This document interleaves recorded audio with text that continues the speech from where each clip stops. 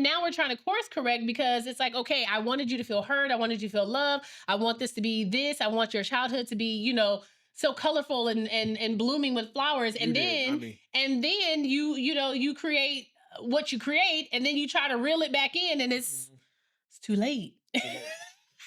It's too late. It's too late. And then you're going to be super offended if they grow up and start telling you what all your deficiencies were.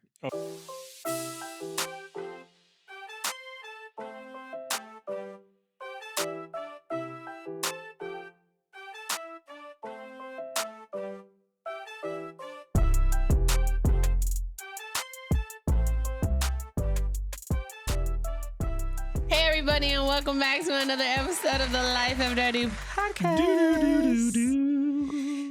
Come in, sit down, take a load off, relax. Not too much of a load. Not too. Okay. Sit back, relax, enjoy. Hang out with us for the next 45 minutes to an hour. Just kick it. Oh my gosh. Yeah, if you're driving in the car, I mean, don't relax too much because you're driving. But if you're listening to this while you're driving, pay attention. Out the window. Pay attention, but, you know, also, you know, just listen, flow with the beat of my voice. The beat of, okay. You must be tired. Hey, Booskies. Y'all caught me again when the sleepies hit me. Hey, Booskies. Hey. I say you are next level. You're going to be next level wilding tonight. No, I'm not. I'm good. Tonight. I'm good. Tonight. I'm good. How you doing? How you feel? You look good. Thank you, honey. Thank you. You don't look too bad yourself. Oh, you know, I try. You do what you can do? I do what I can do, you know. Don't bye, DeMel. Now that I got the internet calling you DeMel. Right. Crazy work. What she said in that comment, DeMel is so crazy. He was like, seriously? Who the hell is DeMel?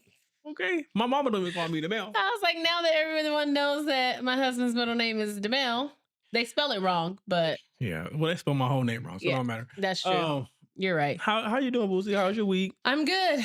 You know... You're not riding the high no more? Well, a little bit, but not like too much. I feel like the high is going to be even higher when I get to that goal. But I got another step closer to my goal today. You're getting closer and closer to the pure. Yes, I'm getting closer and closer to my second goal because this is my second goal. Mm-hmm. So in case y'all didn't know what we were talking about, I'm talking about my bench press numbers. So I am working on getting up my bench press numbers, and I have surpassed my first goal, which was 185, and I hit 190 today for 2. Like on a little whammy, you know what I'm saying? It was like on a little whammy, it's crazy. A little whammy, you know. Little light work, you know. Yeah, you know what I'm saying? Something like my brain was like, if it's clicking today, don't let it go to waste. So I was like, okay, you know, like it wasn't in the plan today. But yeah, so my first goal was 185, and now I'm doing that for sets and reps. So that's really cool. And my second goal is 200, like the 200 mark. 200, you know, 205. I mean, I thought if you hit 190, you might as well put the 205 on there. You know, you say that. And it's really funny because most people, especially those who don't like lift, you would be like, oh, it's only 10 pounds, but it could really crush you.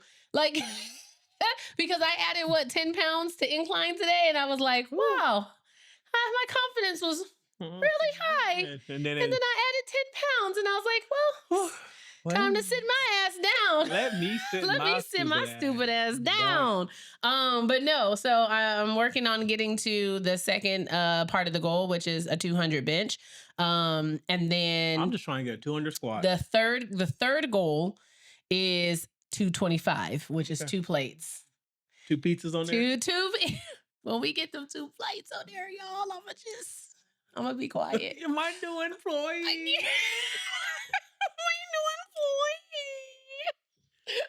When I get those 2 plates on there, and then the gym bro today, he was like, when I told him, I was like, I hit 190 for 2. He was like, all right. He was like, we getting closer to them 2 plates. And I was like, oh my gosh, my gym people support me. They love it. Who don't? I was like, my gym friends, they support me. The only thing bad about you is you rubbing off on our gym daughter the wrong way. Why? Because she be doing too much. Why? No, because she's big little bro. Like she said today, she said, my lips may not be strong, but my ego can take it. Because she be in there she was like, she said my bench may not be growing, but my ego was doing just fine. And I said, because you're right, you in here, ego lift, you're going to hurt yourself. My ego was doing just fine. I told her, I told her there, so you're not going to hurt yourself on my watch. I said, I'm going to just start walking away. She's doing good though. And I keep trying to, like, I try to remind her because I try to remind myself, right?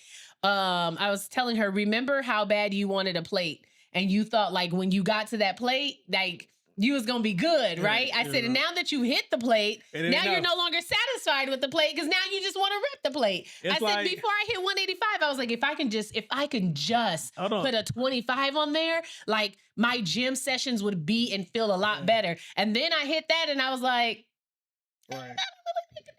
I'm gonna do you one better. John today was like, man, I just want the 405 to feel like a 315. And I said, okay, John. Okay, John. Okay, cool. Yeah.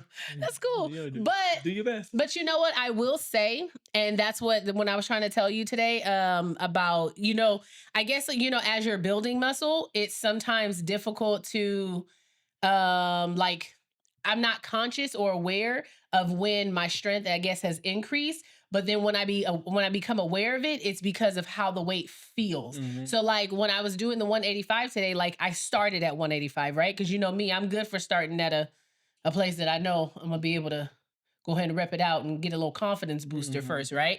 So this is only like my second week at 185. So I was like, okay, I'm gonna start at 185 and see. For one, I had to redeem myself from last week because that third rep has been on my mind the whole week. Mm-hmm. So I started there. But when I got under the bar, it started to click where I felt as though when I felt the weight, I was like, it feels like, if I had to guess, if I didn't know what was on the bar, I was like, it feels like a 170. Okay. So, and then when I went outside and I was doing my rows, I added another 20 pounds to my rows. Okay. And I was like, okay, this feels like, like, so you're getting stronger. Right. But the thing is, okay, when you're getting stronger, okay, there's a difference between like pulling and pushing the weight. And just because you're doing it doesn't mean it feels good to do it because it's like heavy. Mm-hmm.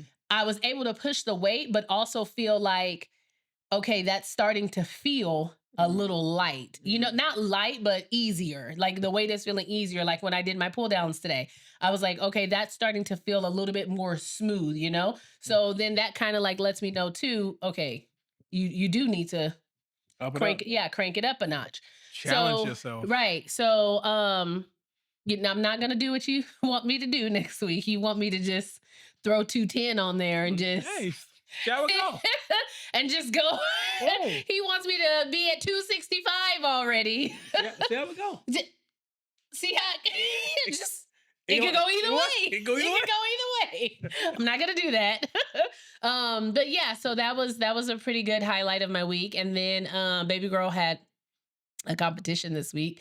That was pretty fun, except for the fact that I don't know why, but for the majority of it, I chose to stand. Because we kept moving around. I know, but there was plenty of seating. Yeah. And I still chose to stand. And then when I wanted to sit down, there was no seating. And then I was forced to stand. And then our backs were hurting. Right. My only issue about comp is that every time I went to get a good video, her coach was in the way. Because she stands like right there. Like she's ready to catch her just in case. You want to tell her, hey, if you can just move to the left a little bit. Catch her on the other side. So I can get some video footage, that'd be great. Thanks. Catch her on the other side. How was your week? Oh, we got time for me? Okay, cut it out. My week was good. Mm-hmm. I had a 24-hour bug that took me out. Yeah, you were out the day after competition. I think it was from all the standing. No. But other than that, I was pushing a little hard last week. Mm-hmm. So and it just kind of caught up with you? Probably caught up with me. Mm-hmm. I've been feeling like I had to, shock the muscle a little. But sometimes you just need that time just to literally just be in bed. It's funny how you say that, but if I tell you that, you'd be like, oh no, I got too much to do. Because I do. But it don't apply to you, huh? Yeah, crazy. We all, listen, everyone has a different threshold. Yours is different. Okay, we have to let you have your moment. Okay. We have to, what I kept telling her, I played like 19 games of freaking Uno. I played 25 games of charades. We were just down here. I was like, just leave your father alone. Let him have the whole upstairs. Just You know, he needs look his here. moment. It's like I told my therapist. I said I probably was only up for about an hour and a half all day. Yeah, and then he was in the bed sleep. Because I would cut something on, I would start watching it, then be sleep. Yeah, I know. And I would wake up and it'd be off. Then I'll start something else, start watching it, be sleep. Wake up, it'd be off. Yeah.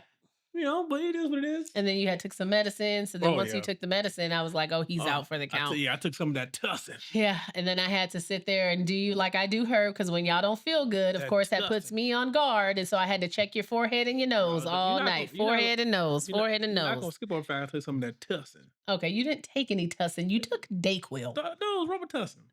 We do not have Robitussin. It was Dayquil, boy. Oh, that's probably why it took so long to kick in then. Because that tussin work every time. So done with you. I don't know when's the last time I bought Robitussin. We need They still to sell Robitussin? That's the problem. I needed Robitussin and ginger ale. You know what? You should have said something. I didn't even think about it. I could have went and got you some ginge. That's what some Canada Dry. And it gotta be Canada. And it gotta be Canada. Can't be no swaps. Swap. It can't be what then? No swap. Schwaps. Swap. How do you say? Gotta be that. It can't be Schwaps. Gotta be that Canada. Canada Dry. Yeah, but I mean, outside of my one day of sickness, you know, your 24-hour knock me down. I don't know what happened. It's like I had hit a wall. Yeah. I don't know what happened either, because I did hear you get up and I was like, okay, he's about to get ready for the gym. And then I fell back asleep. But then when I woke up, I heard you snoring and I was like, damn, either that was really quick or I slept a really long time. Let me tell you what happened. I got up. Okay. Yeah, I went to the restroom. Okay. I said, man, I said, move my head. I said, maybe I'm just a little lightheaded. Got to get up. Drink some water. Mm-hmm. Didn't hurt. Didn't help. Then when I was drinking my water, I went to swallow the water and my throat hurt. I said, oh. I said, and I said, what is this? I said, let me get back in the bed. Why every time if somebody gets a sore throat, it's like it catches everybody off guard. Your throat hurt, you be like, no. What is this? You bet not. Because it wasn't like this when I went to sleep.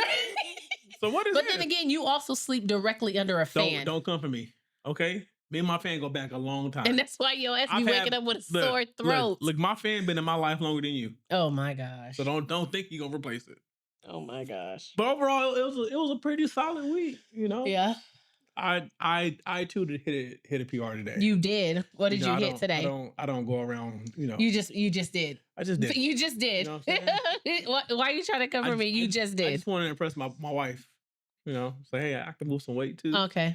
You know, I just find it very strange. Very strange what? Very strange what? that every time I move up in weight, I got for some reason, it's the same time you feel like, you know what? This is a perfect time for me to remind her that I am still the man and I still lift heavier than you. I just gotta, pull up someone there. Yeah. You feel, is it like, am I closing the gap? Is that what it is? No, it doesn't matter. Are you you don't watch anime? Okay, I don't. Well, I do when you're watching it, but so you're not aware of the story of Baki. No. Okay, so I don't know who Baki is. Baki trained all his life to defeat one person. Oh wow. It just happened that one person was the strongest person on Earth. Okay. So people always just thought he wanted to be the greatest. But his philosophy was, I just want to be this much stronger than the person I'm trying to defeat. His words said, if they were the weakest person on Earth, as long as he was this much stronger than the weakest person, he'd be happy. He don't have to be the strongest. Just a wee bit stronger than. So that's your philosophy. You just gotta stay a wee bit stronger than me. Yeah. Just so if it come down to it, I can handle you. You can't beat me up. Yeah. You can't beat me up. All the muscles, you can't beat me up. The muscles are gonna stop no bullet. That's like one of the guys at the gym on Saturday. Me and my girls, we deadlift on Saturday. And one of my friends, she went for 315. And so I walked over to one of our gym buddies and I was like, hey, how's it going? And he was like, it was going fine till I looked over and saw what y'all girls was pulling. And he was like, now I'm feeling bad about myself. Hey. I was like, why? He was like, y'all over there with 3 and 4 plates, like it's nothing. And I was like, but why does that make you feel bad? We trying to keep up with y'all in the gym sometimes. Well, to be completely honest, and I'm gonna say this, then we're gonna start the episode. When you was inclining today, when I was inclining, when you put that plate on there with them tens, The guy next to you had. Oh, I saw that. He had a 25 and a 10. And then he put the sex. I peeped the whole and then thing. he waited to see how many times he was gonna rap it. And then he put, I did. I saw that. I saw that. A lot of guys, they be, you know. It's weird. The only time Maya will get me is when I see what they deadlift, and I'm like, you be like, oh, okay, that's good. Which is funny because, but then it don't hurt as much because women just naturally have stronger legs. So it's, you know. So when it comes to legs, it's not that much respect. And plus, I got a bad knee. But when okay, you know, my knee bad. But when it's the upper body, that's when y'all be like, I draw a line. That's fine. Okay, now that's just. Where I draw a line. That's where I draw the line. I'll be on the phone with somebody. I need 200 milligrams of Anavar. Really? I don't think it's that deep, actually. I'm like, Ronnie, you know, just the basics: Anavar, D-ball, cream, just your basic lineup. But then what if we start? It ain't gonna work the same. It might work the same. Nah. No. You don't want no Adam's apple. I don't. What we got today, Boosie? What we got today?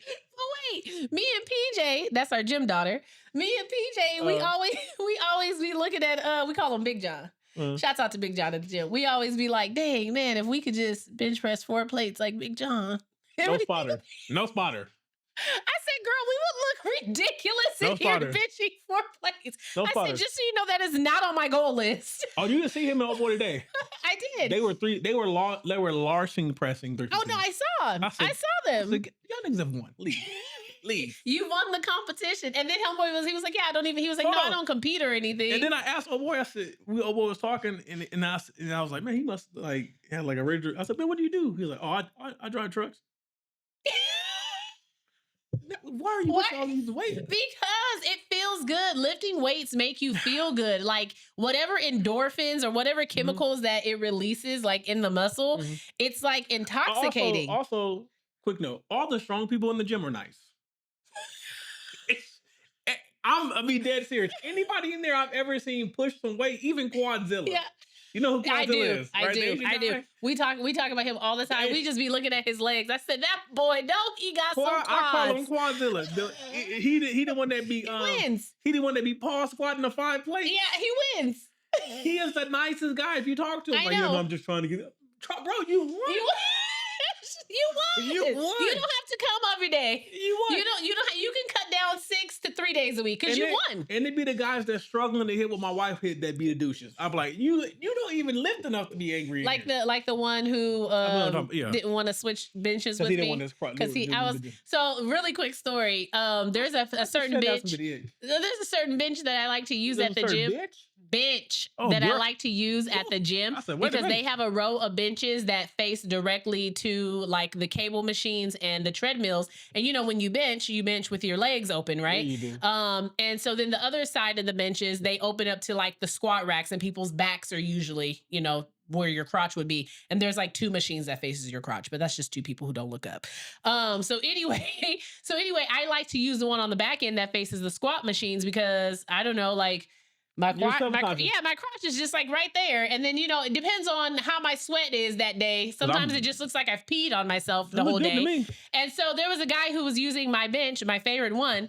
And he hadn't even started or anything. He was just like hanging out by the bench. And so I asked my husband if he could go over there and ask him if he didn't mind swapping benches with us because, you know, I don't want my crotch open to the gym. And Maurice goes over there and he was like, what did you tell him? Like, hey, like, do you mind swapping benches? Yeah. And he was like, because my wife doesn't want her crotch, you know, facing the people. And then what'd he say? I don't want my crotch facing them either. I said, nigga, shut your ass. As you sit there and waited 5 minutes to bench 160 for 8 times. Get your weak ass out the way. So yeah. But yeah, so it was a good week. You had a good week, good day in the gym. I had a good day in the gym. Good week in the gym. What we got today, Booski? You know, us millennials. Black people. I missed that sound. No, I was thinking because I was talking to the other parents like at competition. You know how we're always like shooting the shit and stuff. Whoa, calm down. Shooting stop the shit. It. Crazy word. And you know how like the kids are always planning things and they want to go here, they want to go there. And then we were just talking about how vastly different things are now compared to when we were kids, you know? Like if you wanted to go out to eat, like going out to eat as a kid was that was like, oh my gosh, like a privilege, you know what I mean? Like, oh my goodness. It wasn't something every day. It was a treat. Yeah, it wasn't something every day. And it definitely wasn't something where you could just be like, hey, like, I just don't want to eat, what you cooked tonight. Can we just go out? That was never never an option. Never. That was never an option. Because you just want to go eat. You just want to go. You either eat what I cooked you, or you can just go to bed. And I guarantee you, if you're hungry enough, you're going to eat it, right? And so we were talking about that, and we were talking about how the kids will just like ask if we can go out to eat or like, get some takeout. And I got to thinking, I was like, oh my gosh, the parenting style with our generation, and you know how they talk about it so much on social media, like the millennial parenting style compared to how we grew up with boomer and Gen X parents are completely different. And I was thinking about that too, because after we had competition, the baby was like, can we go to Chili's? And like without hesitation, we was just like, I was like, yeah. You didn't even think about it. I don't even think about it, even though we have 2 different meals of leftovers in the refrigerator that I literally just got through complaining about. But it's like, because you be fighting your trauma with her. Okay. That's also what I don't have no trauma. Yes, you do. No, I don't. Yes, you do. As long as it ain't spaghetti, we can eat it. Because you don't make succotash. Well, no, I don't. You don't make no catchmellow. So long as because you grew up with elderly people. As long as it ain't spaghetti. Your mom wasn't making succotash. As long as it ain't spaghetti or catchmellow, we can eat it. He don't want me making spaghetti because I only know how to make spaghetti in one size. She makes spaghetti like it's for a wake. She expects 50 people to eat the spaghetti. And the thing about it is literally every time I go to make it and I take out the noodles and I try to do half and I look at it, the first thing I say is, that's not going to be enough. It's more than enough. So I might as well just cook all the damn noodles. More than enough. So I only know how to make it one way. But anyway, so like she had asked to go to Chili's, and of course I was like, yeah, my baby wants Chili's. We're going to get Chili's. That's what we want. But just thinking back, like if I was a kid and I was like, we got Chili's at the house. Like you got McDonald's money? Especially for what she go to Chili's for, we got at the house. And sometimes when she orders certain things, and I'll be like, girl, you came all the way here to waste my money. She likes to go out. She likes the fact that she's not eating at home. That's it. So we're going to start cooking at home and driving her to the park. But here's the thing. Crazy work. When you mention about it being like my trauma. It is. Like we've had this discussion before. I am fully aware that especially when it comes to things like in particular, food in particular, we've had this discussion, right? When it comes to food in particular, that area of life, I feel like I do have a little bit of residual trauma because of a little bit. Stop it. A lot. Because of my own upbringing around, like around food. So, you know how, like, I have this thing too when it comes to the refrigerator. I don't like the refrigerator to get too low. I don't like to, I don't like the lights to seem so bright because. Well, I can take light bulbs out. Okay. If that will help. I don't like the lights to be too bright because then that means there's not enough in there to dim them lights. It's not enough in there covering up the lights. And so, what was it like last week? No, not last week. Maybe like a few weeks ago. She had opened the refrigerator and what did she say? Ain't nothing in and here. She was like, when are we going grocery shopping? And instantly I was like, can't do it. You're going to need to carve out $600 for Sam's Club because we have to go. I got to refill it. But now she was like, it's Thursday. And we go to Sam's Club. It's like, we do not go to Sam's on Thursday. We do not go to Sam's every Thursday. But for her, it feels like we go every Thursday. But yeah, so just the difference in like millennial parenting than the generations before. So apparently, according to statistics, the millennials are the parents that are raising the most like children 18 years and under, right? So we have the biggest category of kids that we're parenting. So from things like gentle parenting to screen time negotiations, from mental health conversations to economic pressures, the millennial parent are redefining what it means to raise kids. Okay. So like I said before, our parents, the boomers and the Generation X. I was raised by boomers. Well, my mom is a boomer. Oh, I was raised by pre-boomers. What's that called? what them called? I'm gonna just call them the real ones. No, what was the generation prior to boomers? I don't know, the real ones. Look it up, bro. I want to know. Let me let y'all know. We're gonna just call them the real ones. We're gonna call them the what? The real ones. No, because now you got me curious. The ones that been through some shit. Let's see. Generation prior to boomers. What are they called? I feel like I know. Generation prior to boomers. Are you literally hitting the Google in the middle of the episode? Yeah. Crazy work. Because I know what they are, but I can't think of it. Oh, is the silent generation? Oh. When was your grandma born? 26. My granny was born in 26 also. So it said approximately 28 to 40, 1928 to 1945. Or approximately 1901 to 1927, they were considered the greatest generation. Oh, well, that makes sense because they were the greatest parents. That makes sense. That makes sense. Wait, so it was builders, boomers, Gen X, then it goes down from there. So I guess you're right, they were the greatest. The greatest. So then what happened after that? They got too soft. How were they great when they gave us? They got too soft. Bye. Goodbye. They got too soft. Okay, so a millennial parent is somebody who was born between or considered to be born between 1981 and 1996. I don't feel like I'm gonna feel like you are a millennial though. But I don't have that. My soul's not. Okay, so they called that what is it? Millennial age amnesia or something like that, whatever. where they talk about we don't feel like the ages we are, and we feel as though we are still children cosplaying as adults. No, I don't feel that way. I definitely feel as an adult.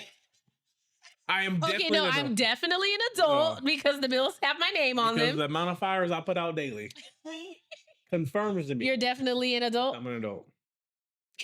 You don't seem happy about it. I'm not. It's ghetto. It's one. Look, 10 out of 10.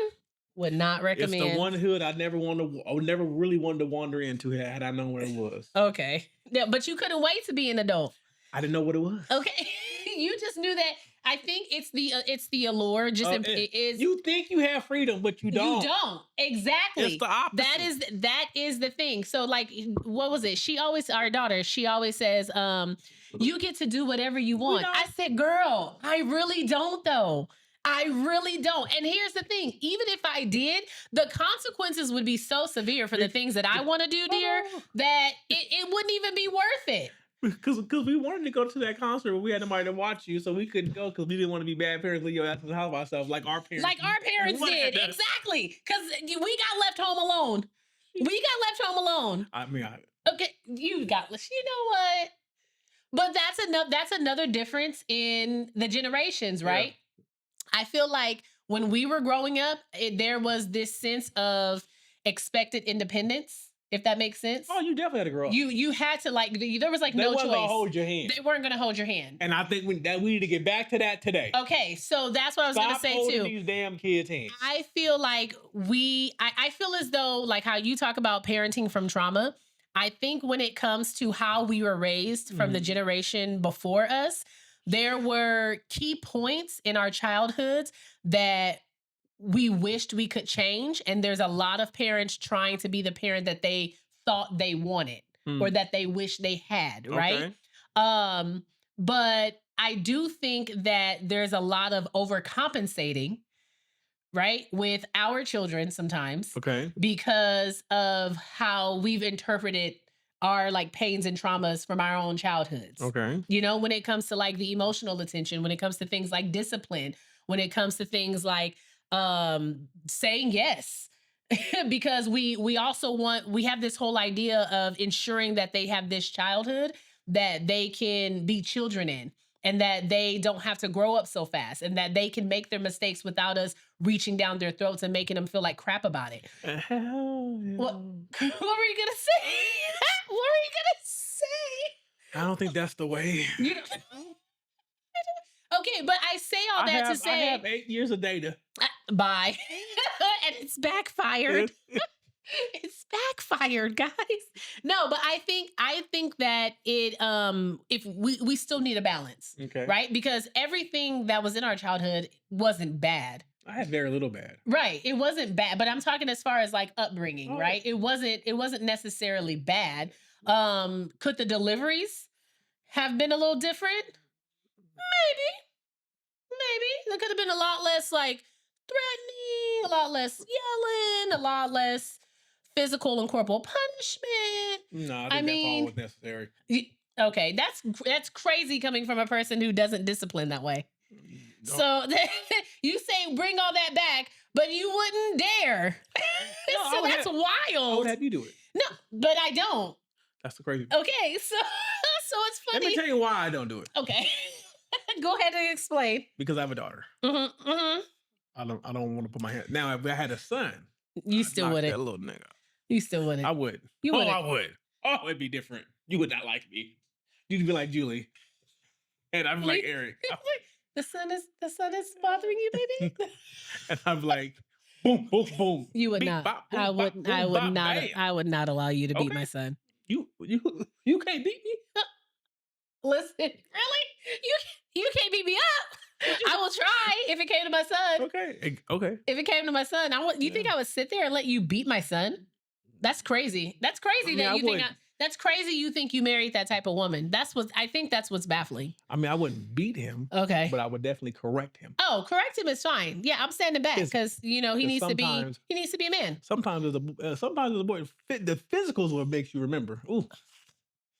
Which is why you're 40 with marks. Hey, that was abuse, sir. And let me tell you what, you never forgot it, huh? I guarantee you I never did it again. My husband is 40 years old with the same scars from an ass whooping that he received about 30 years ago. And I never did it again.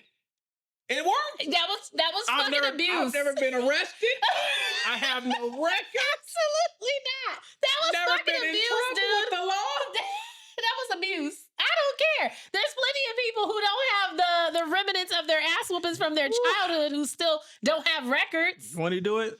Okay, you wasn't saying that then when you was getting beat. No, but I didn't do it again. You didn't do it again. But do you think that would have had less of an impact if they had just explained to you the consequences, or if they had just sat you down?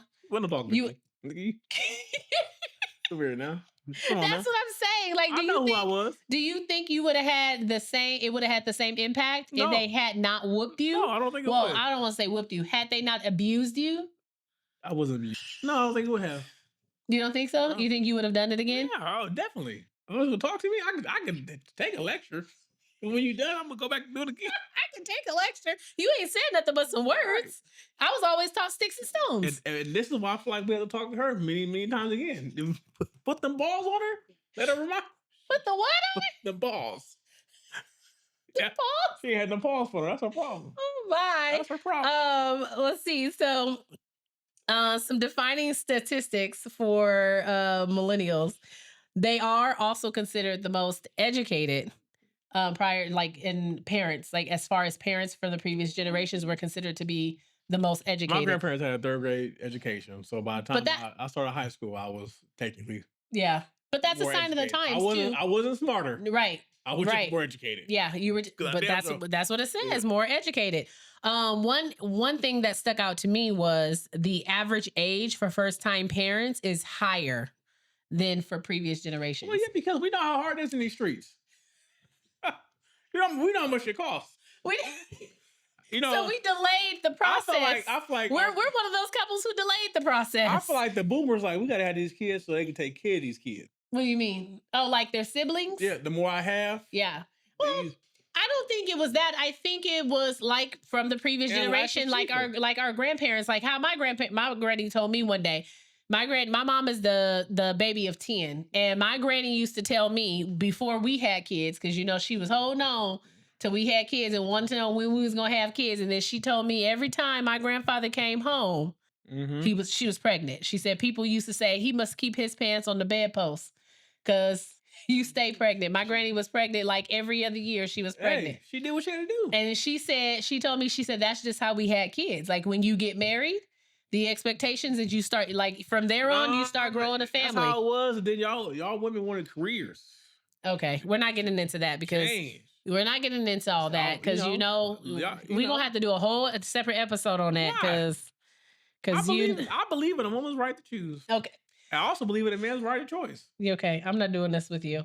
But for our generation, we are also raising kids during a rapid technological change. Okay, shit's different. Rising house costs. Shit costs more. Higher child care. These kids cost too much. And a consistent digital environment. Everything in your hand. Right. Instant gratification. Right. So everything's instant. Everything's changing on the whim of a dime.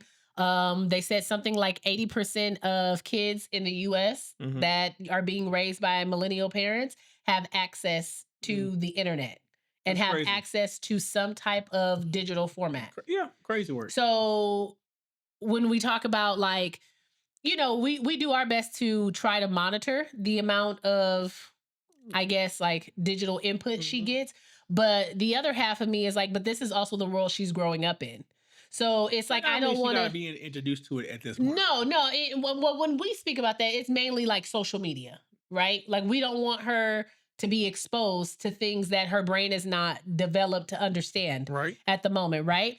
But at the same time, by the time she becomes a young adult, which if you ask her, it's now. Okay. By the time she becomes a young adult, this is literally going to be a way of life for them. Oh, yeah. Like, because as AI continues to grow, right? Their knowledge and usage of AI, the more AI is being integrated into our everyday living, the more that science advances, the conveniencies for the world, that's literally all they're going to know. Conveniencies? Going deep in your bag today. I don't like you. I don't like you. My wife's letting y'all know she got 2 degrees. Oh my gosh. Okay. That's probably not even a word. I probably just made it up. I got 2 degrees. I wouldn't know. I will say shout outs to Mr. Arndt if you're out there, if he's still living. I don't know if he is, but that was my high school teacher. And he used to always tell me, he was like, you can tell people anything. Anything you want. You can sell them shit if you want to. He was like, that's what Trump do. So some of the major differences in millennial parenting, all right, than that of the previous generation. Okay. What's number one? One of the biggest shifts that's talked about the most is the emotional intelligence and validation. Okay, I'm low key on board with this one. Okay, tell me why. Because I do feel like I do feel like validating feelings kind of helps them mature and kind of understand what's going on. And sometimes as a kid I can recall like wanting to know why. Now, honestly, as I grew up, I understood why. Right. But I do feel like sometimes in a moment, like it would be nice, like because like similar to like how I tell her, like sometimes if daddy has time to explain it to you, I'll explain it to you. But sometimes when I say you do something, you gotta do it because it's important for you to do it. Right. It's your safety or something. Right. Yeah. So I mean that I kind of rock with that part. Right. And I'm on board with that too. That's why, like when she when there's an issue, she gets in trouble or something, or she's frustrated and she wants to express how she feels. And that there's a discipline that's coming, right? I always tell her, I'm gonna give you your chance to explain yourself. Go ahead, explain yourself. Just because you've explained yourself and I've created a space for you to do that doesn't mean that the consequence is going away. Oh no, it's not. It doesn't mean that the discipline is going away. But I want you to understand that you can still you can always tell me, girl, like Molly girl. Molly girl, you're not in danger here. You're not in danger. But you still finna be in your fucking room for 2 weeks. Like, but you're not in danger here, know? So, because, sometimes, like how you said, when it's a situation where you're like, when I just need you to do something, I don't need you to give me no talk back. Nope. And that's why I say sometimes it can be a slippery slope when you're trying to create a space where validation is always happening or trying to hear them out is always happening, because sometimes they start thinking it's a democracy. It's not. It's not. But that's it's that's not. where we are. Yeah, and exactly, because that's why she gets so mad when she says you don't let me talk. because what you're about to say really don't matter. And like in the car on the way home. It don't really matter. We've already laid the plan of what the plan is when we get home. When we get home, you take your shower, you eat, you do homework. Oh, but it doesn't matter. Well, you never let me talk, because in this moment, you're about to say something that's in rebuttal to what we just told you is going to happen. In this land, I am all three branches of the government. All three. All three. All three. I am the president. I am the Supreme Court. And I am the Congress. Okay. I am all three. But yeah, so it is one of those things. That's why I say I do feel as though some of the parenting styles that our parents implemented, it needs to be a balance. Parenting styles? Yeah. What style was that? Do what I say, get your ass beat? Just do as I say.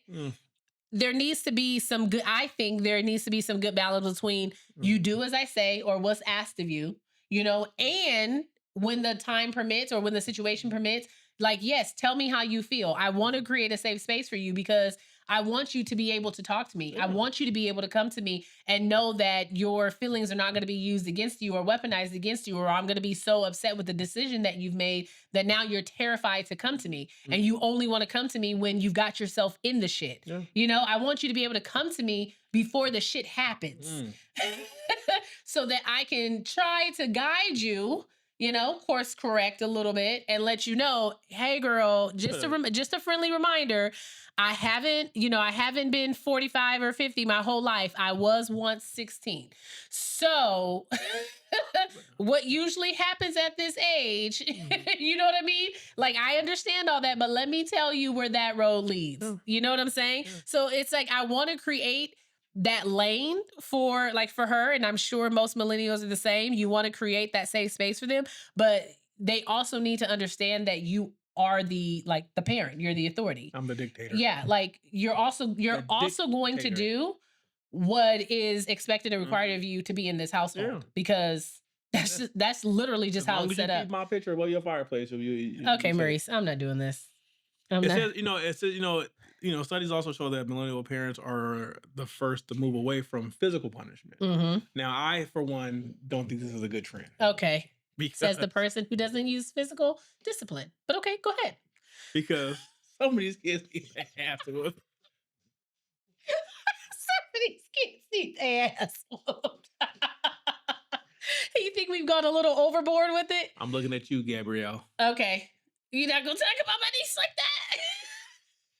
And when I see you, it's on site, Gabrielle. I'm looking at you, Gabrielle. It's on site. No, I mean, I don't think all physical punishment. I sometimes I feel like if it's warranted, like if you got caught stealing, if you were being disrespectful to your teachers at school, sometimes talking back, you get popped in the mouth. Yeah, bring that back. I think we bring back a little stuff. Yeah. Ooh. Like a quick pop. Oh, I'll never forget that. I got popped in the mouth so big, so bad, so fast. I went to school with a big lip and had to lie and say I hit myself at the door. Wow, crazy. Crazy work. Before I knew it, shut up. Before I knew it, my mama said, pop me smooth in my mouth. Mama can't hit that hard. Yeah, she hit hard enough that my lip was swollen the next day. You ain't never been whooped with a tambourine. No, I've been whooped with a belt. And she didn't even miss a beat. She kept playing. Crazy work. She didn't even miss a beat. The song continued. Talking about missionary now. Yeah. Hit it. But I personally think there's a time and place for that. Yes. Like there are some things. Now, I do think smaller things that, I do think that there should be an understanding of why the behavior is happening.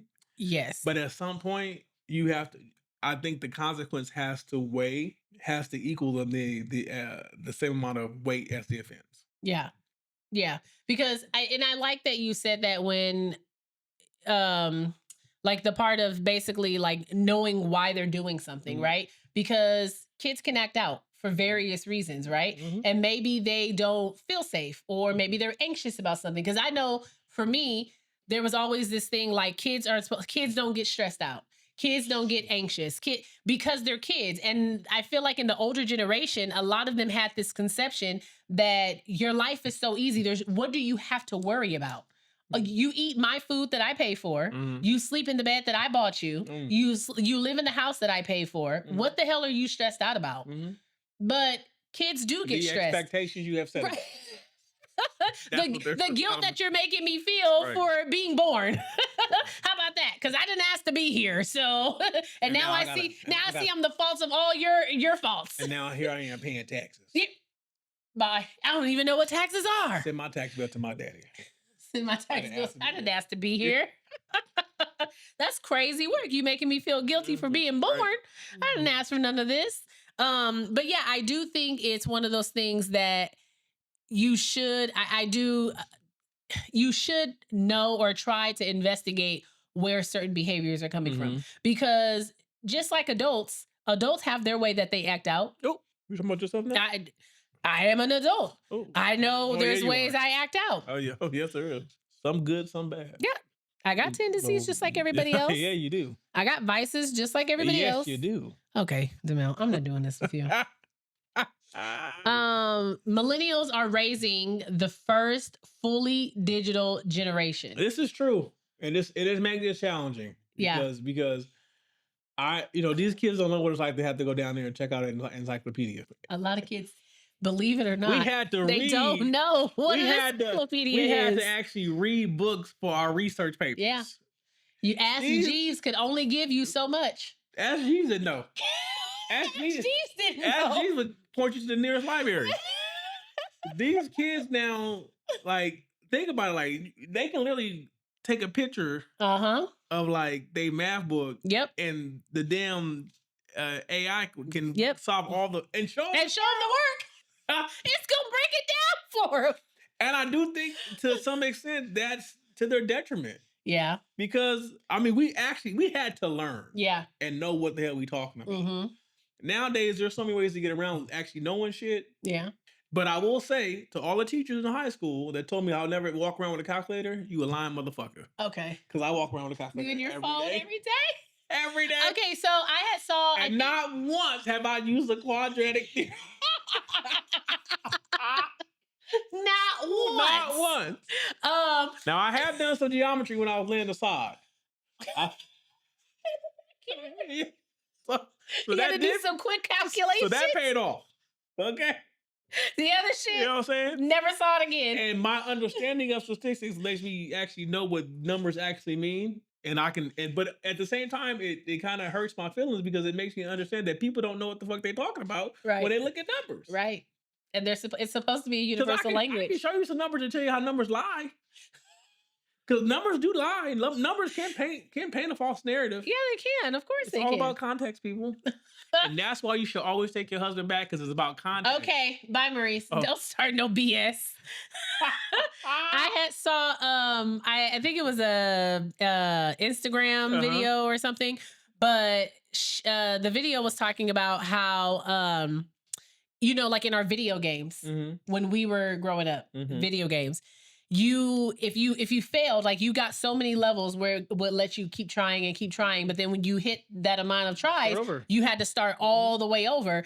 And with video games now, he was talking about you can buy shortcuts, you can download maps. He was like, with the video games that require maps and stuff, he was like, there's so many other opportunities that you can basically get cheat codes. And he was like, but when we had video games in my era, you either learned that map or your ass was starting over. And he was like, and I really do think that has really messed with the minds of, the Gen Zers, the alphas that's coming up. He was like, because everything is in a shortcut. So then we go to Shakey's. Remember, we went out to Shakey's for the team dinner, right? So we go to Shakey's and we, the girls are all out there at the little arcade. They're all playing. And you know how you get tickets for playing the game, right? What's the big claw thing where you can put the coins in there, the grabber? In there, you could just buy the balls of tickets. Oh my God. Right. So it made me think about that reel that I saw. And I said, this is literally a shortcut. You can use all your tokens to get the grabber and buy a ball of tickets and then take the ball of tickets to the front and then get a prize. It's crazy. Instead of you going through the hassle of playing all those games and like losing and only getting like 1 or 2 tickets, you could take all your coins, put it in the grabber, and it would dispense you a ball of tickets. And I said, now think about what's that doing to the dopamine of the kids. Right. Because it's like, why am I going to sit here? Right. They're getting a hit. They're getting a hit. And so you think about how all the things are set up for them in that way, right? The high schoolers with the chat GPT and the AI and doing book reports and stuff. Let me just type it in. You gonna push out the report for me. I'm gonna change the words up a little bit, and then I'm gonna turn it in. And something that was supposed to take me 5 weeks, which is why the teacher gave it to us, because we were supposed to do our own research. We were supposed to fact check. I did it the night before because why do I need to spend 5 weeks working on something I can get done in 30 seconds? That's crazy. I saw somebody say we were literally in high school writing 5 and 6 rough drafts in pencil like we couldn't erase the shit. That's the mentality that they had us under. That's the mentality and then you would sit there with all your rough drafts and keep going over them as you continue to write what you think is going to be your final. Crazy work. It's crazy work, but we became thorough in the process, and that's something that they lack. Yeah, I think it's like the attention to detail too. You know, writing in general. How about that? Like just writing in general, because you know we have a kid who is an avid reader, loves to read, reading level, chef's kiss. Kid don't like to write. It's not her judge. And like her teacher said, she was like, it's not that she doesn't know how to. She physically doesn't like the action. Here's the thing. Here's the thing. When she writes, she gets to the point. She does. And she's not going to tell you the story. She's not going to. She don't want to give you. If you ask her a question, if you say, "Where did the frog go?" She gonna say he moved from the pond to the leaf. Right. The teacher was like, she's gonna say straight to Joe. Right, but the teacher was like, okay, but what else did he do? I said, when we did the parent-teacher conference, but did she or did she not answer the question? That's really all I want to know. She did. So your complaint is that she's not using enough critical thinking to develop her answer. But the way her brain is working now, she's still right. Like, and on that token, it also says that millennial parents are highly engaged in their children's education. Oh yeah. I would say that. That's like they help with projects, they monitor homework. Yeah. They like monitor what's going on. We do all that. Yeah, we do all that. We talk to our teachers. We help, we make sure that homework get done. Yeah, because I remember for me anyway, that was my responsibility. Like my mom's like, you know you have homework, right? There's no reason for me to have to remind you that you have homework. When do we get there? There's no reason for me to remind you that you have homework because you have the same things every week. Anybody out there else did geometry in the 3rd grade? Because I don't remember doing geometry in the 3rd grade. I said, why am I helping her with geometry in the 3rd grade? It's really throwing you off, isn't it? In the 3rd grade. It's really throwing you off. This is 3rd grade math though? I know. When she had all the shapes on there, I was like, A and B. This looks a little out of your league right now. I think your teacher doing too much. And then the fractions on the slider, I don't remember doing fractions like that. On a slider? Yeah, so it's like they put them on a graph and then you have to find the fraction on the point. And I had my first moment where in my head I said, we wasn't doing this when I was your age. I was like, my mom used to say that all the time. She used to be like, our math didn't look like this. And I used to be like, you just didn't pay attention. No, and then how I try to get over on it is like, if it's something I'm confused on, it gives you the little videos. So I'd be like, okay, go get a snack or something. I'm going to look at this video real quick just to make sure, like, I'm teaching you the right way. And then she'd be like, okay, is it this one, Mom? And I'd be like, you're going to have to check and see and use your educated guess. So another big difference, a big key difference is the economic pressures. I think that millennials face more than our parents did. Because shit just costs too goddamn much. Okay? So it says that millennial parents face a significantly different economic reality. Some of the key differences than that of the previous generation is housing costs, which is much higher, childcare costs, much higher, and the abundance of student loan debt. Which kind of makes sense when they say that we're the most educated generation. We're the most educated generation, but are you trying to say that we're The most indebted to school? We are. The average cost of childcare in the U.S. can exceed up to $10,000 a year in many Lord, states. I'm in the wrong business. See, now if I could deal with children like that I'm in the wrong business. all day, every day, because I love kids. If I start looking at them like little, I might be able to tolerate them. I look at little numbers. If you look at them like little numbers, okay, bye, Maurice. 10, that's 15, that's 25, 45. I might be able to work with that. Because of this, a lot of millennial parents often delay home ownership. They delay because they can't afford shit. Right. They delay having multiple children. Because you can't afford one, especially when they're in private sport. Which ultimately delays them with the notion of having and creating larger families. Why? Can't afford it. Can't afford it. But see, I think that's a big difference too. Like our generation, they didn't have to buy cell phones. Well, no, we think about it in terms of, okay, I don't want to, like, yes, I would love to have it. Like, people will say, I would love to have a big family, but I can't afford it. During my granny's time, you make it like work. She said, you made it work. Mm-hmm. And that's what she would always tell me. Like, what are you waiting for? Like, are you waiting for like the perfect time to have the perfect job? Or because she was just like, there's not a perfect time. When the children come, God will provide. Mm-hmm. She would always say that. Like, she raised 10 kids in a 3-bedroom.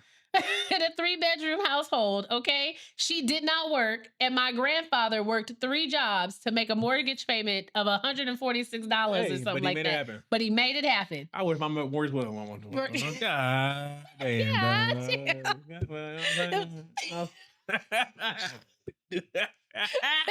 Imagine if everybody's mortgage payment was between like $200 and $500. We would have. I feel like there would be so many more children being born. Mm-hmm. You were absolutely right. Studies also show that millennial dads are far more involved and spend more time with their children than previous generations. Yeah, because they are more involved in school activities, bedtime routines. Yep, I believe that. And it's 3 times more than children compared to dad in the 60s. And I try. You said compared to dads in the 60s? Yeah, I try. Okay, so like in the 60s, let's see, my mom was just born in 64. Okay, my mom was born. Yeah, she was born in 1964, and she was the baby of 10. My granny didn't work, so my grandpa, he was gone all the time. So I think for their parents, the fathers not being present was because they probably worked so much, not because they didn't want to be home. A different time. It was a different time, right? That was before, You better not say it, Maurice. Cut it out, okay? That was before women wanted to be so damn involved. Y'all have more choices. Just I wanted so many choices. So that's what you got. Millennial parents also tend to prioritize mental health conversations with their children. Yeah. And I do think I know in our cases, we try not to pass down our traumas. Yeah. But now I see that we just create new traumas. That's what I told him. I said, I feel like we try. And that's the thing, like you said earlier, when you said parenting from your own trauma, right? The thing that you find and that you found traumatic for yourself, you automatically assume that that's going to be traumatic for your kid. Yeah. So therefore, you're trying to do the opposite. But then when we do the opposite, we're going so far extreme that it's creating something entirely different. Mm-hmm. And it's a version of something else that we don't like. And then now we're trying to course correct because it's like, okay, I wanted you to feel heard. I wanted you to feel loved. I want this to be this. I want your childhood to be, so colorful and blooming with flowers. And then you create what you create, and then you try to reel it back in, and it's too late. It's too late. It's too late. And then you're going to be super offended if they grow up and start telling you what all your deficiencies were. Oh, Lord. Oh, Listen, Let me tell you Linda. Now. I almost told my dad about his on Saturday. I almost told my dad about his. I said, look here. I said, I'm going to let you live. I said, you should be acting like this at your big age. You should not be doing the same shit you was doing 35 years ago, I told my dad on Saturday, I said, you realize you're not in high school. I said, you too grown to be acting like this. He said he still got it. All right, player. All right, player. Apparently, they say millennial parents also take a less authoritarian position and more That's where the gentle parenting comes in. I don't agree with it. Yeah, I think there's limits to gentle parenting. Yeah. And I think everyone's idea of gentle parenting is different. My idea is I hit you with a crock instead of a switch. It was gentle. You've never hit her with a shoe. I've never hit her. So I've never hit her for real. I've never hit her for real. I popped her a couple times. Yeah. But I never really heard I remember there's a memory that sticks out in my brain. Like the first thing that comes up, she was probably 1.5. And she kept taking the vacuum extension thing out of the vacuum. And I was like, I said, give it here, Phoenix. Like, stop taking it out. And she looked at me and she said, no. And I said, Phoenix, give it here. And then she turned around and she looked at me again. I have it on video. And she was like, no. And I snatched it out of her hand and I was like, you don't tell me no. And then she looked at me and she just screamed, screamed at the top of her lungs, like, ma'am, give it back. You know what you should have said? You should have said, now shut up before I get something to cry about. Okay. And this is where the generation differs. She was 1.5. She didn't understand that. It don't matter. I didn't give it back to her, but it just made me. I didn't. You probably did. I didn't. You probably did. Okay, maybe I did. I didn't. You soft. I'm not soft. Soft as Charmin. Really? Really? Soft as Charmin? Go ahead. Says the renegger over here. The what? Whoa, wait a minute. What did you call me? You know, that was a hard R. Did y'all hear this, people? Like a renege. Like when you renege on something. Whoa. And then wait a minute. Come out right. Wait a minute. Oh, that didn't come out right. I'm black every day. Okay. Never have I ever. Okay, you know what I mean. Move on to the next segment because you is wildin'. Really? This is getting too late for you. You trying to act like you're offended is what's crazy. Crazy. You trying to act like you're offended is what's crazy. Till I go on the Wendy Williams show. Okay. And tell her about this. Okay. Millennials tend to focus more on experiences over material things. Because kids got everything. They got everything. Yeah, they do. Prime example is if you take her to Five Below, she don't even know what to choose because she got to have Five Below. Or when she's in Target, she's like, oh, and if she's in Target using her own gift cards, it's over. We're going to be there. It's over. Because she's like, okay, well, I already have this. And then if it is something that she doesn't have and she wants it, and I tell her like, you're using your money this time, that baby know. At least I know my baby know how to budget. I know she know when it comes to her money. That's my girl. Mm-hmm. That's my girl. Millennial parents often prioritize experiences such as like family activities, extracurricular learning, social developments, and say that they value memories over material possessions. Like I say, I'd rather, especially as they get older. I'd rather take her somewhere she has a memory. Yeah, because these toys and these stuff, she don't remember. Yeah, just like what's her favorite memory? Her biggest memory? Do you know? It's her 4th birthday. Oh, that damn! Oh, she's 8 years old. That damn slip and slide that ruined my grass. She's 8 years old, and she still to this day, always tells me that was one of her best birthdays. Yeah. And I was like, "Girl, you've gone to Disneyland." And the next everything. day, we all had COVID. Yeah, we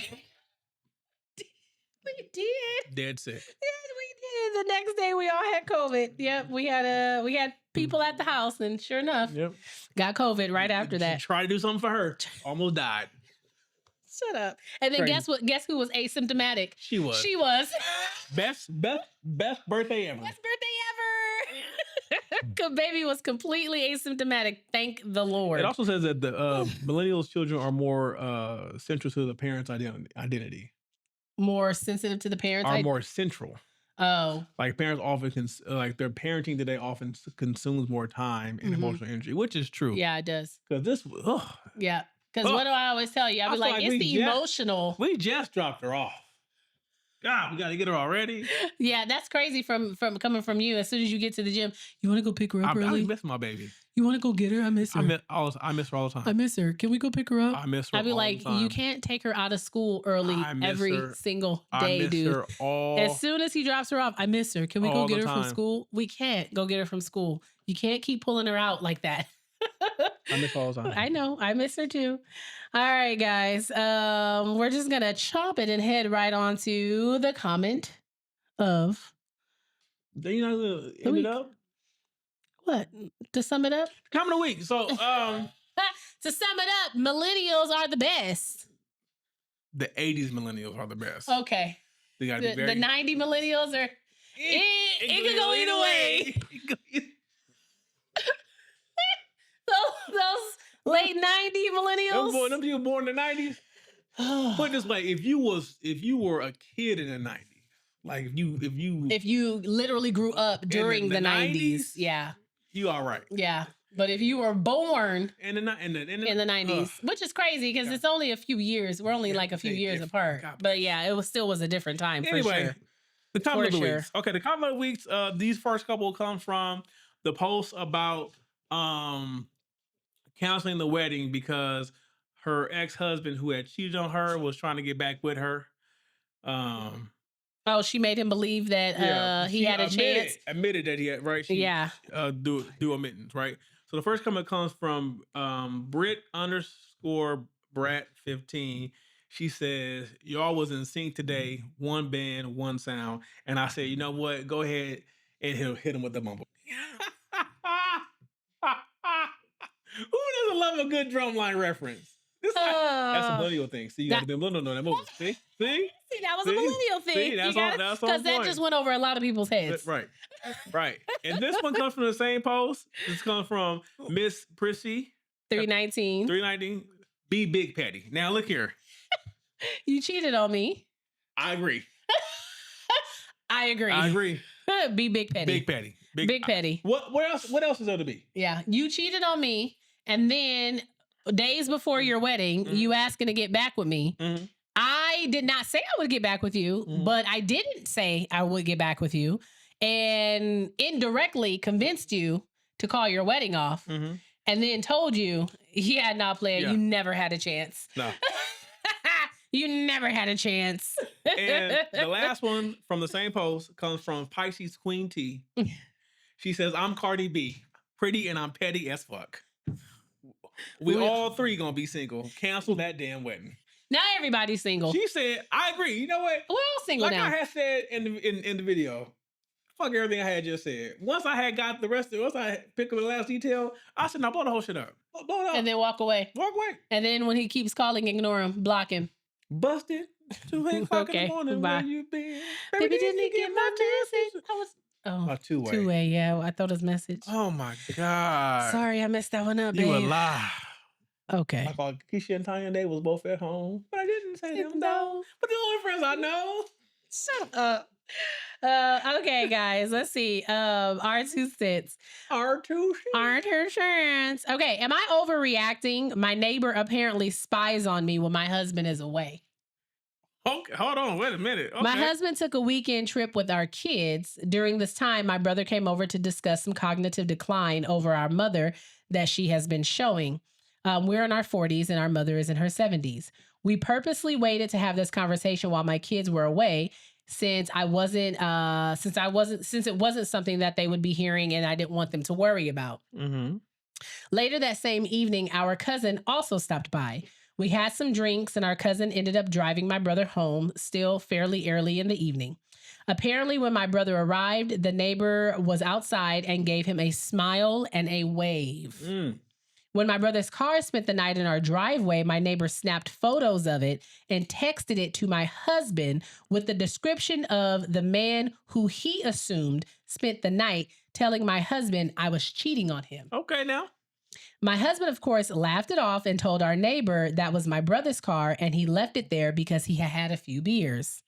My husband also showed me his text history with that neighbor, where the neighbor had been texting him random observations like this on and off for a while.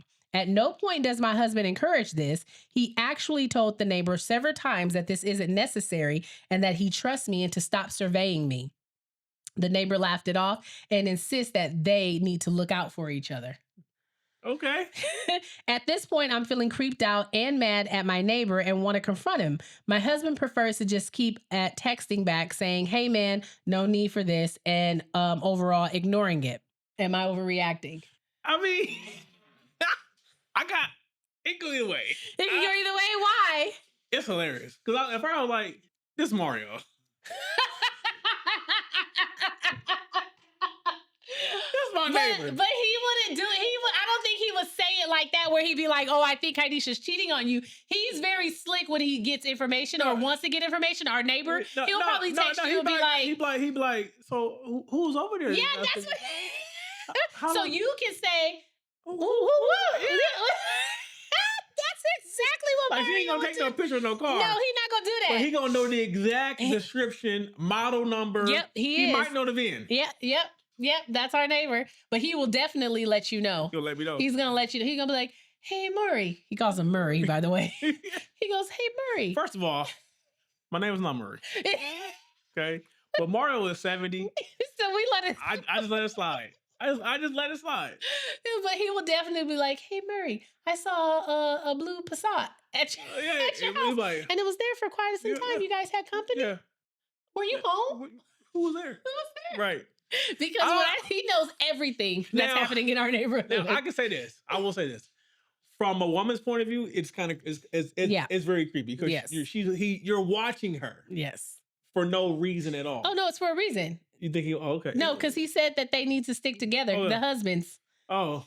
So maybe he's thinking like, you'll do the same for me. Oh. Absolutely not, sir. Well, because I know I wouldn't, because I'm not. I don't have time to be paying attention like that, actually. I worry about what. I don't really care. I worry about what goes on in my plot of land. Babe, I don't really give a shit. I'll be like, the police come asking, "Did you see?" Oh, no, I did not. I saw the police pull up. But that's it. When you got out your car, that's when I looked. That's when I looked. That's all I got for you, player. Right. Am I overreacting for getting out of his car and Ubering home after a message that popped up on his dash? Okay, hold on. All right. I'm a 20-year-old female, and I've been with my boyfriend, who's 22, for about a year and a half. We live in the same city, and I'm at his pace basically every night. I really thought we were on the same page about everything until last night. We were driving to get food, and his phone was plugged into the car for the GPS. A message popped up on his screen from a girl's name that I didn't know, and it literally said, in quotations, "Are you coming over? I miss you." Okay. I just froze. I didn't even yell. I just asked who that was, and he immediately ripped the cord out of the phone and started acting super jumpy. He told me I misread it and that it was actually a text from his sister asking about dinner. I told him his sister had a different name, and he just started raising his voice, saying that I was being paranoid and always looking for a reason to start a fight.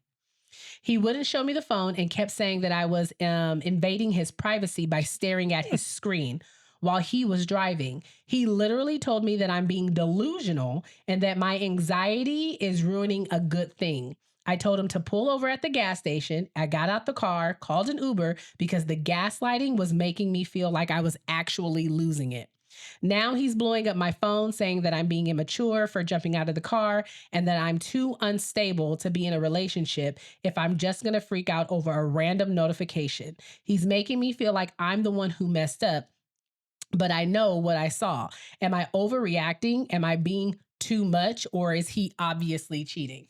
Girl, count your blessings and God show you who this nigga was before you got serious. First of all, kudos to you for getting out of the car to recognize that he was trying to gaslight you, just like he's continuously trying to do right now. He's trying to gaslight and manipulate you by flipping the switch and making you believe that you're overreacting and that you didn't see what you saw. First of all, crazy.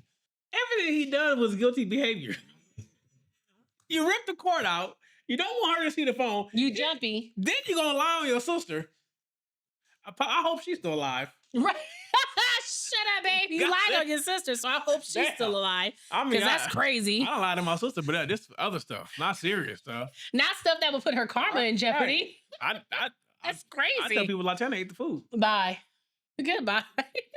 That's crazy work. That's crazy work. No, you're not overreacting. You dodged a bullet. Go ahead and be free yourself. Yeah, really. If you don't want me, then no, he don't. Free yourself. Free yourself. Yeah. I mean, if he can't be open and honest now, it ain't gonna get no better. Yeah, that's true.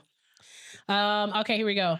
Am I overreacting for saying my boyfriend's mom raised him to be useless? My boyfriend is 29 and I'm 26, and I'm starting to feel like I'm not dating a man. I'm dating a joint custody arrangement. Damn. His mother calls him every single day, sometimes multiple times a day, not for anything important either, to ask if he ate, to remind him to wear a jacket, to tell him some random story about the cashier at Home Goods, and he answers every time like he's on standby for the queen. At first, I tried to be understanding, close family or whatever, but it has slowly become very obvious that this woman does not see me as his girlfriend. She sees me as competition. She criticizes everything I do in this fake sugary voice. If I order takeout, she says, "Oh, I just always made sure my family had home cooked meals." If the apartment is a little messy, she laughs and says, "My son likes things very clean, but I guess not everyone is like that." If he is tired or stressed, she acts like I'm some evil witch draining his life force instead of the obvious reality, which is that he is almost 30 and has the coping skills of a damp paper towel. This all blew up at dinner. We were at his parents' house and his mom stop laughing. That was funny. A damn paper towel. That was funny. We were at his parents' house and his mom starts in again with the little comments. She says in front of everybody, "A man is only as peaceful as the woman he comes home to." Then she looks directly at me when she says this and smiles. I asked her what exactly she meant by that. She did the classic fake innocent act and said, "Oh, nothing, dear. I just think men need softness and some women today forget that." My boyfriend said absolutely nothing. He just sat there chewing like it was normal. So I finally snapped and said, maybe the issue is not that women today forgot how to be soft. Maybe the issue is that you raised your son to expect women to manage his emotions for him. Dead silence. His sister looked like she wanted to burst out in laughter. His dad suddenly became very interested in his plate. His mother immediately started crying, full victim mode, saying she was only trying to help and that I was cruel and disrespectful. Then my boyfriend took me outside and said that I humiliated his mother. I said, good, maybe now she'll know how it feels to sit there while someone takes little digs at you and everyone pretends it's in manners. Now his whole family is acting like I committed the crime of the century. He wants me to apologize just to smooth things over, and I honestly don't want to. I am actually more angry at him than her because at least she's consistent. He's the one who keeps letting this happen and then acts shocked when I finally react. My friends are divided. Some think what I said is what everyone was thinking. Others think I played right into her hands and made myself look unstable. Am I overreacting? No. You're not. You're not overreacting. You're not. And if he has the coping skills of a damp paper That's towel, hilarious. you're going to have to leave. That's hilarious. You're going to have to leave. That's not going to clear up no time soon. She need to trademark that. That was, your son has the coping skills of a damp paper towel. That almost took me out. That almost took me out. If I had a friend who told me... Because you know, with a paper towel, it can't stay together. It can't. It falls apart. It's done. Unless it's bounty. Okay.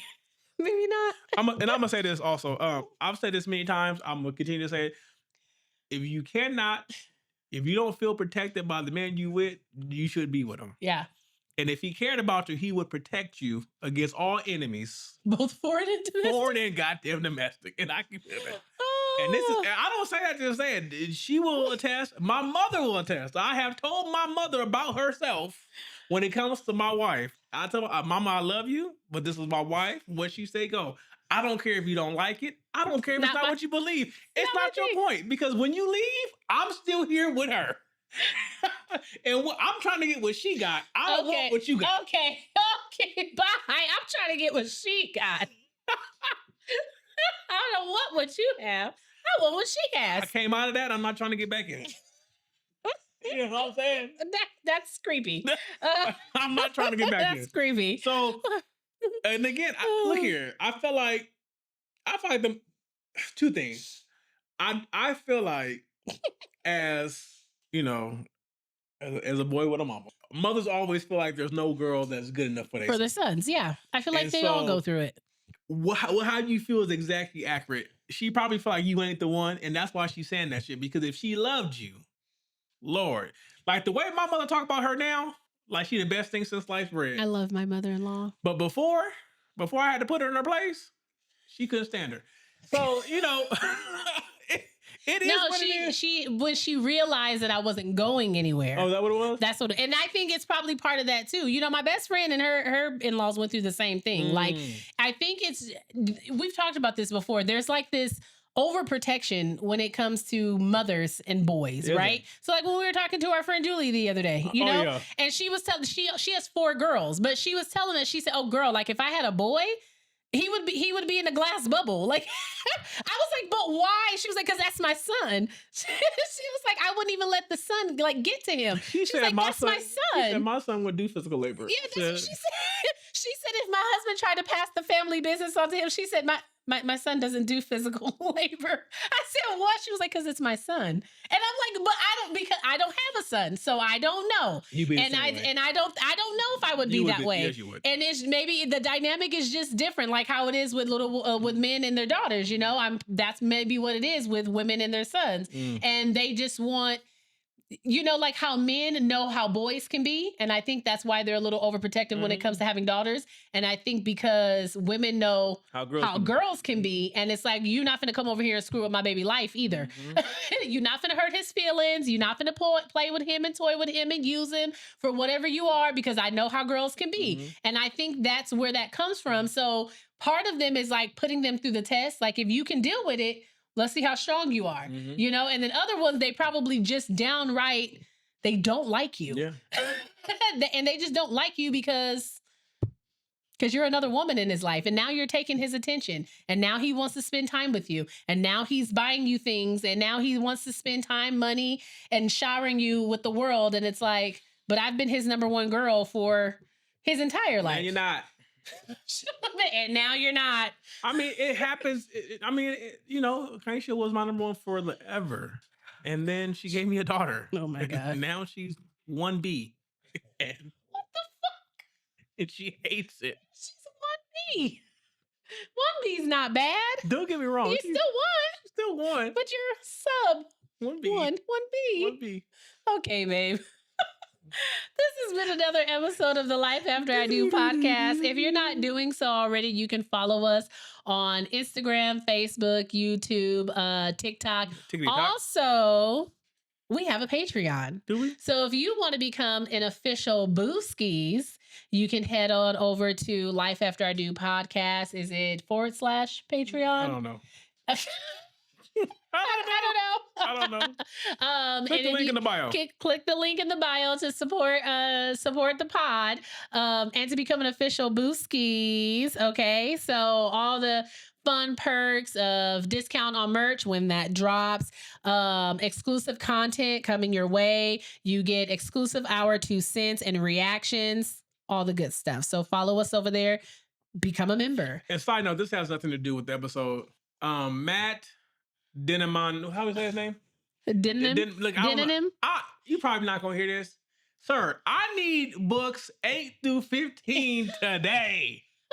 Okay. He's reading. We started reading Dungeon Crawler Carl. Books. I'm gonna be done with book 2 by the end of the week, and then he's gonna start on book 3. I'm gonna need the rest of them books, sir, ASAP. I'm so happy. I'm all in on it. I'm so happy I found something for you that you are really enjoying. And whatever Netflix says, charge they ass triple, because they gonna ruin it. That's the book that he's currently reading. Donut, Princess Donut. He's currently reading Dungeon Crawler Carl. But anyway, yeah. So become an official member, become an official Booski over at Patreon, Life After I Do podcast. Follow us on all of our social media platforms. You can listen to the podcast every Wednesday wherever podcasts are played. You get a new episode every Wednesday. We appreciate all the love and support, all the new followers. You guys are amazeballs. Keep it going. We are almost at 100K, guys, on Instagram. Okay, we're so close. Okay, we're so close. We're at 90. 90 something. 90. Yeah. So, I mean, you know. So tell a friend to tell a friend to tell grandma. Yeah. Tell a friend to tell a friend to tell grandma. Everybody's going to know. Everybody know. Okay. So until next time, guys. Peace, Booskies. Peace, Booskies.